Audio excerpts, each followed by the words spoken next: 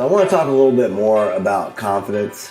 And I got to tell you, I've told people this over the years, and I wouldn't say this if I was still practicing law. But for 25 years, I was a trial lawyer.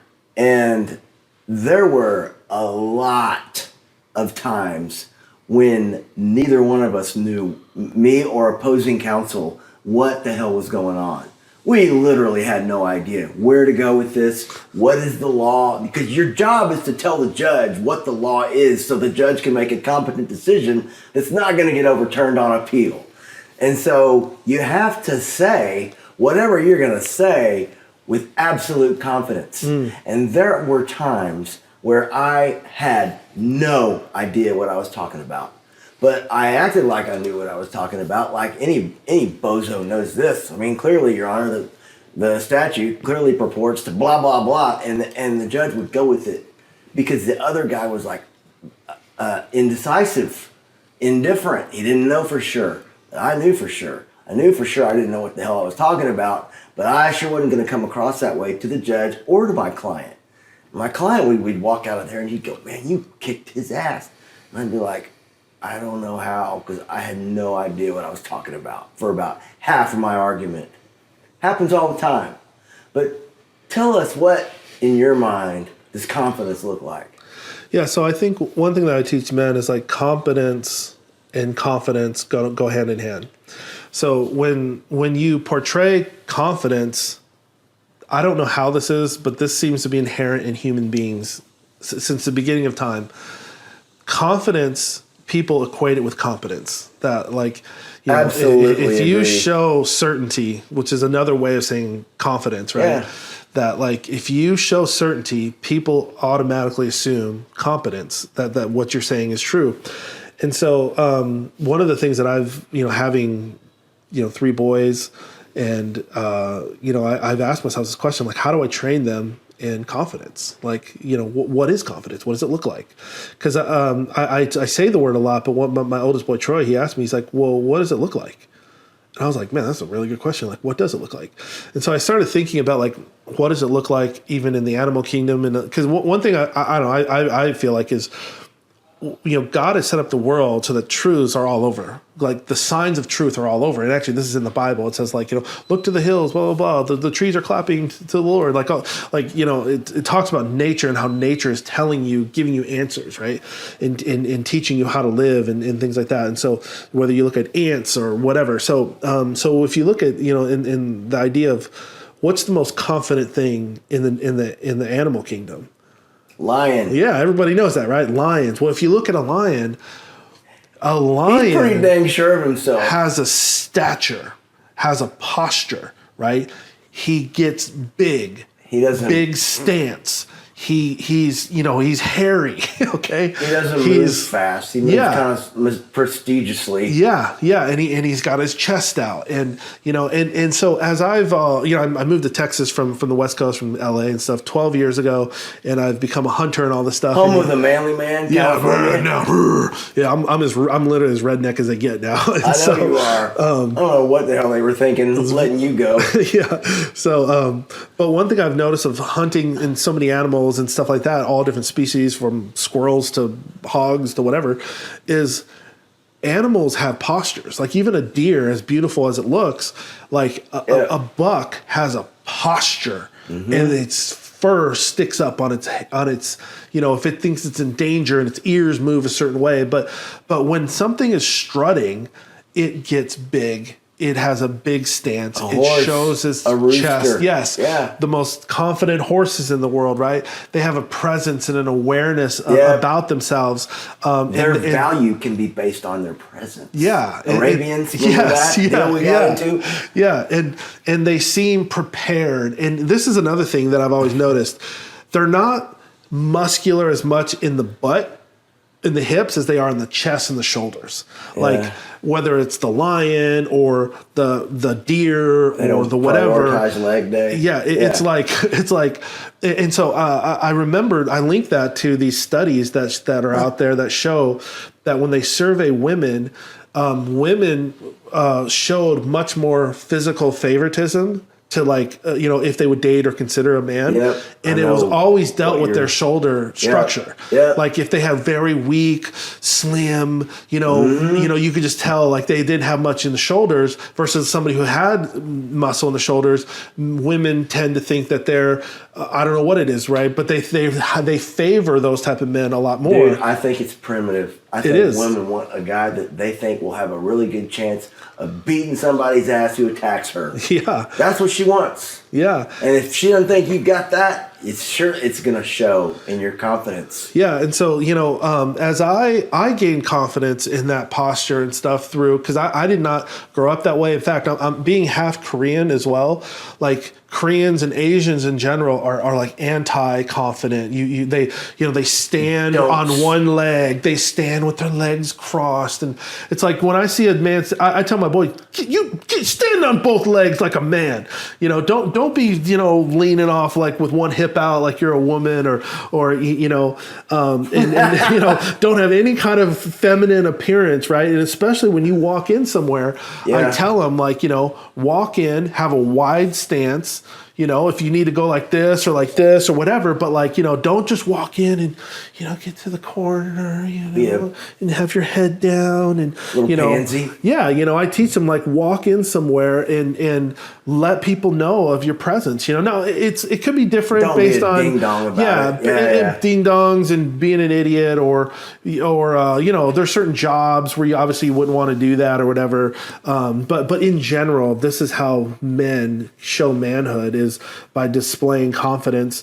And then one thing I've noticed about how what's happens. I noticed this through my divorce and through, just kind of like trying to analyze the patterns of relationships is like you have men who appear with confidence, but are truly incompetent.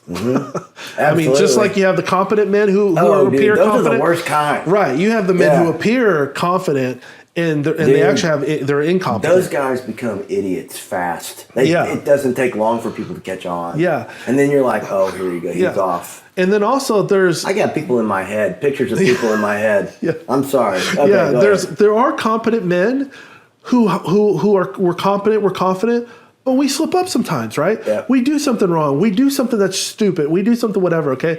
So I've noticed is for whatever reason, and maybe I don't understand this because I'm not a woman, but women seem to be deeply hurt when and they go through they can go through a lifelong of hurt when they experience a man who they thought was confident and then they realize this person is super incompetent. Yeah.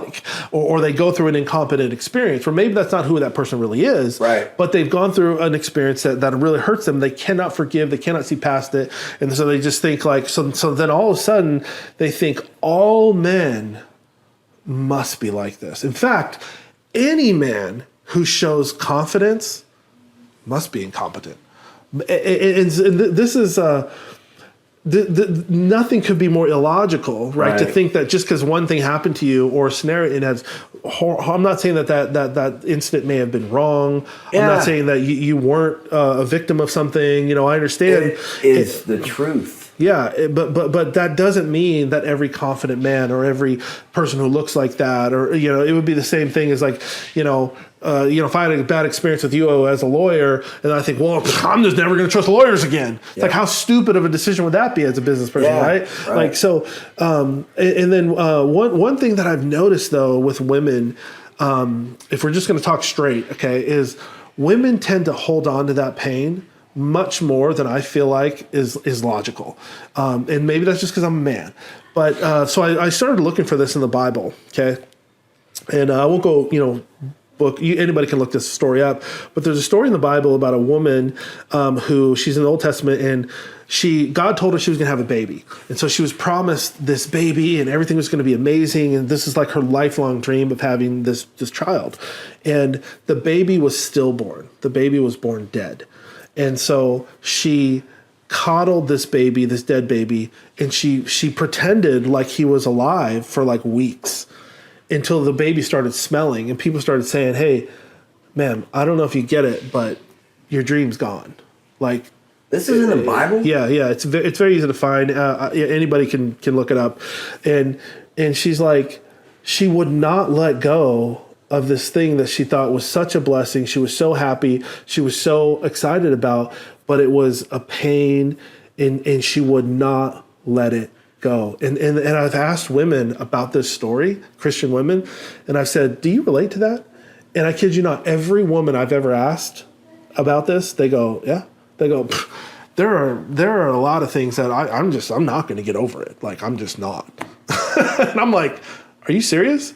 And they're like, oh yeah, like that is exactly how I feel. Like, and I think like, Wow. And so just to be balanced, like, I'm not saying men, we don't have our issues either, right? But I'm just saying in this particular instance, I think this is a big, it's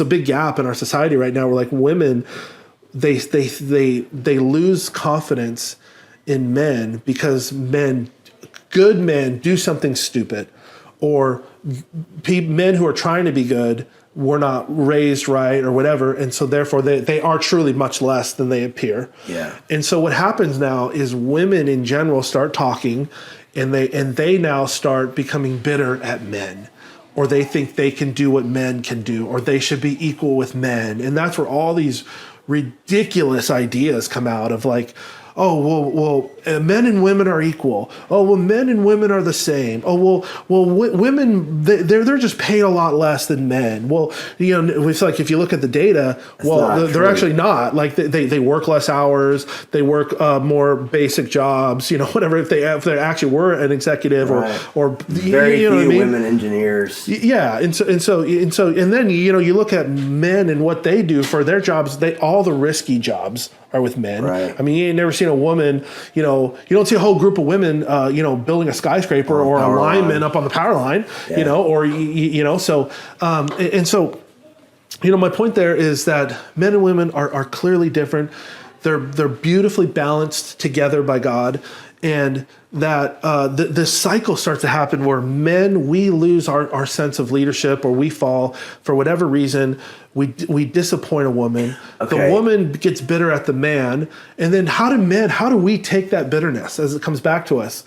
Why are you demasculating me? That's disrespect. Why are you disrespecting me? And now it's just this endless cycle, right? And the way to get out of it is men have got to go back to our original position in the species on earth as God created us. We have got to take the higher ground. We have got to, we've got to learn to be men. And you think this whole thing started with failure of confidence? Yeah. Because I think that's right. And a lot of it is a lot of men view confidence as toxic. Yeah. Or they say they do because women told them that's what they're supposed to say. Yeah. And they do it because they obey their women. Yeah. But I think you're right. I think it is toxic not to be confident. Yeah. Sorry. You're creating a monster with that lack of confidence. Now you're going to screw up and the women are going to take over. And now you're going to have a bunch of passive aggressive, completely weak men. Look at what we've got now. Yeah. We're endangered species. It's time to rise up on our hind legs, man. Yeah. I'm tired of this crap. Yeah. And I hope that you are too. Yeah, and the crazy elites of this world, their bet is that men are willing to give up their manhood. Yeah. Their bet is that men are willing to lay down who they're supposed to be, who God has called them to be, who they are set up in nature and on the earth to be for whatever lies that they want to sell to you, whether it's your safety or your security or your health or whatever. Your freedom. Yeah, and as they continue to sedate you with, soy-based products, fake foods. And, oh no, this is better for you. Dumb this is you better down, for you. make you weaker. Don't you want to help the whole world? Oh yeah, you'll give up being less of a man. Yeah, flatulence. And you'll never actually be able to calculate if you actually did help the world. But just trust us. That's basically telling a man, give up your common sense, man. Stop being a man. Stop using your brain. Stop being the primal, species. Stop being the leader of your house. Let us be the leader. Let us educate your kids. Let us tell your kids what sex and all this stuff is. Let us do this. You just go, and just live your life on your own. We'll help you live a better life, but don't worry about all those other things. All that is a lie, and they are betting that men are willing to give that up. And we look, our whole thing here at Capitalist Wire is, I would say this: pray for our enemies, because we are relentlessly going to come after them until they're distinguished. So pray for our enemies, because when they hear and see what we're doing, trust me, they do not want things like this to be out there, because it is viral, man. When people hear the truth, it is viral. It will resonate with the people that we want, and the people that we don't, it won't be for them, and they'll keep moving on down the road, which is what we want. Yeah. All right. Well, that wraps up episode 2 of Capitalist Wire. Cool. Next time. Yep. Let's do it.